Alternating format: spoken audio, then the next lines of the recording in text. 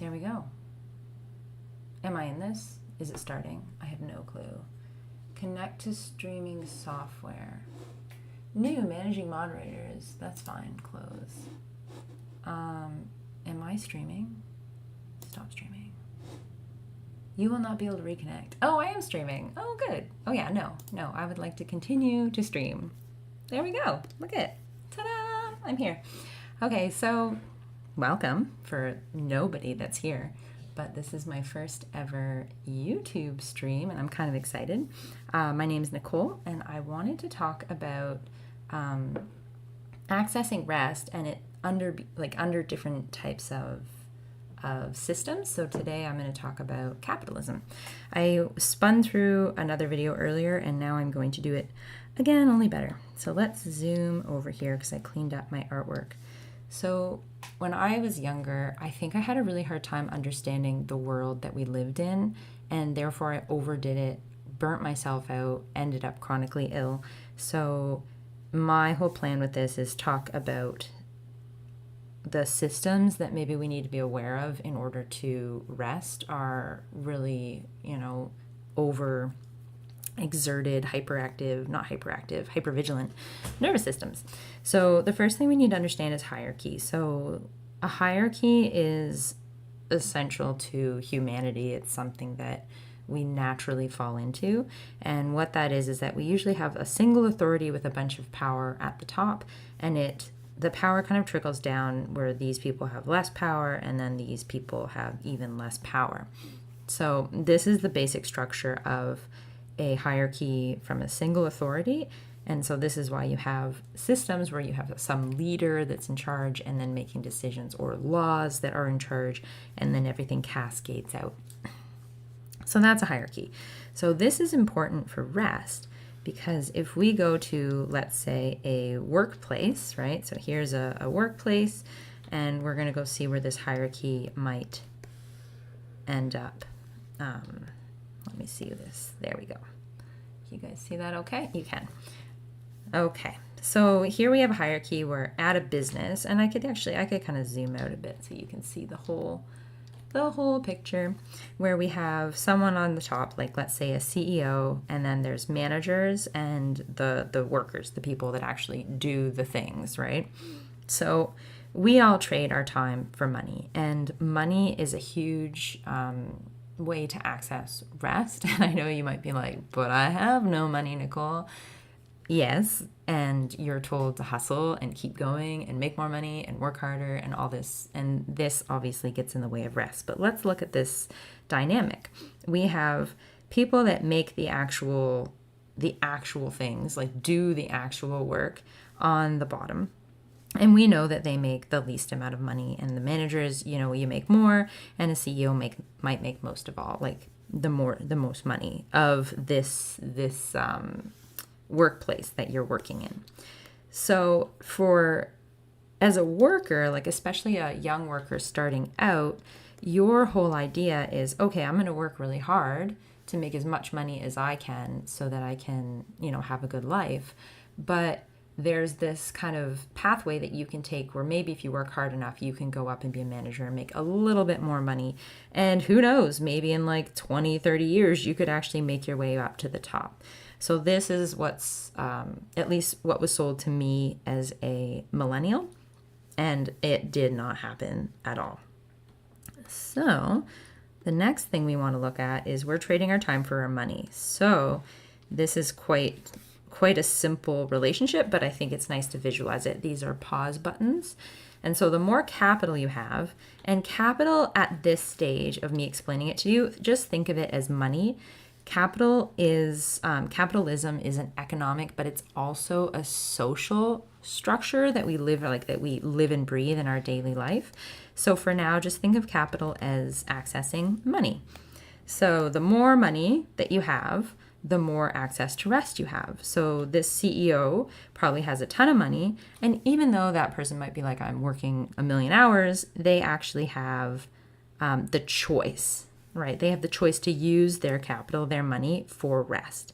And people at the bottom don't have enough free time, don't have a lot of extra money for rest. And we have to remember that Rest includes, yes, sleeping at night, but also napping in the afternoon. It includes crafting and creating and becoming maybe an artisan of some sorts, if that's like your hobby, or, well, really any hobby. And you need money to do your hobbies. And rest comes from so many different places. It's not just sleeping, it's also rewiring and building different neural pathways in your brain. So if you don't have the access to money to access the hobbies, and you don't have enough money to access the free time to do those hobbies, then you're just go, trying, maybe working more than one job to get this little amount of money up, so you can meet your basic needs. So that is kind of this dynamic. And nobody's in my chat, but if you were here, I would check the comments and be like, hello, people. Okay, so the next thing is there's kind of two things going on here. So I was aware of this when I was younger, and I didn't really have the best education at all. So I got a better education as I got older and continued to educate myself. So now I realize there is another thing going on. It's kind of in front of your face, but I think it's important to really explicitly state it, especially as like I'm talking to neurodivergent people who might have a harder time seeing this. I definitely did. I felt a little bit late to this game, but I'm drawing it out so we know. So there's the one, which is, we have this hierarchy going on and you trade your time for money. And then the second one down here is we can look at it from the stance of a class hierarchy. And I might even, let me just erase these up top so that we just have it there.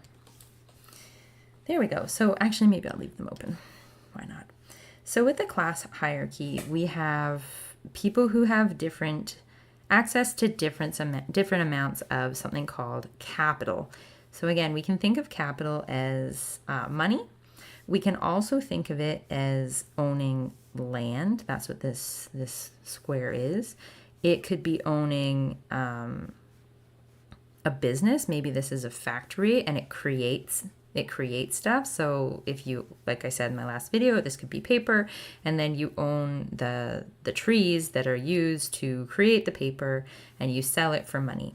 So this person is not trading their time for money the way that we see in this second setup.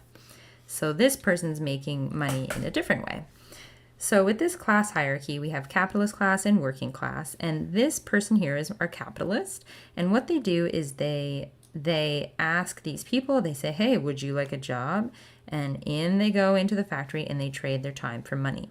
So the biggest issue with capitalism is the power is given to this person because these people as individual artisans, let's say you are a paper maker, you might have to buy all these trees. You don't just own the land. You might have to buy the machines to make the paper. You don't own it, or you go really slow because you're inefficient, right? So you don't have much of a choice. So the other thing that I want to point out is that this is and one of the biggest reasons why we get stuck in this class hierarchy, I think, is that the amount of capital that you accumulate, like as you go higher and higher and higher, it's a gradient. So maybe you don't own a paper factory, but maybe you own like a vinyl cutter or a Cricut at home, and you can afford that, whereas someone can't. Or maybe you have a house, you own a house, right? Whereas someone else is renting an apartment. So we each have different amounts of capital and different amounts of power within society.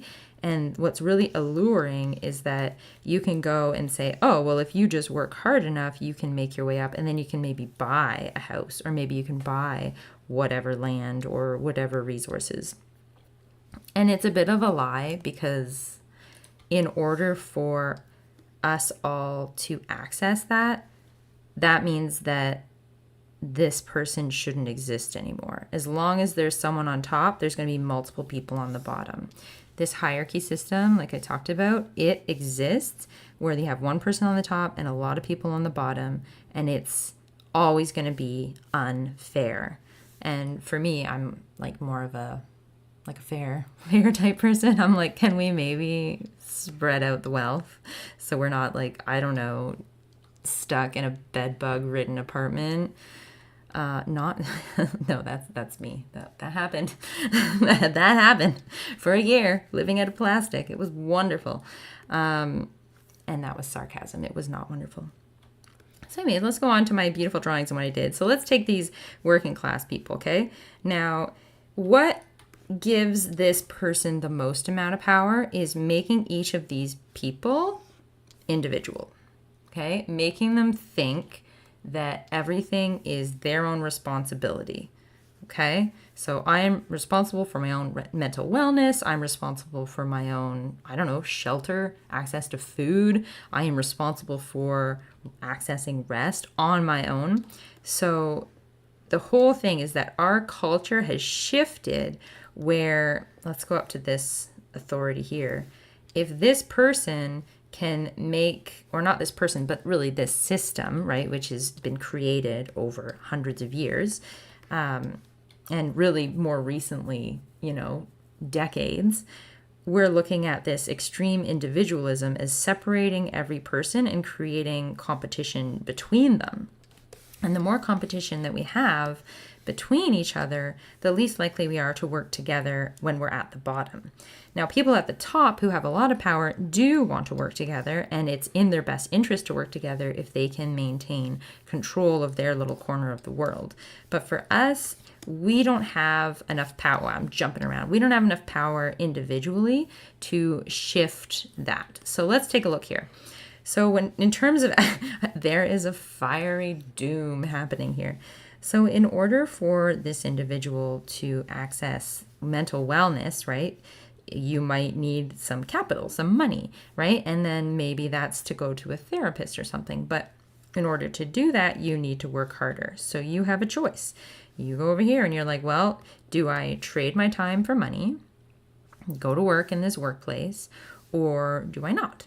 I'm choosing not to. If you choose not to, then that's a hard life, right? This is the big fear that all of us have, which is either the labels of laziness, of it's all your fault, it's a fall into poverty, it might be even like going into having to lean on a family if you are fortunate enough to access a family and have a family.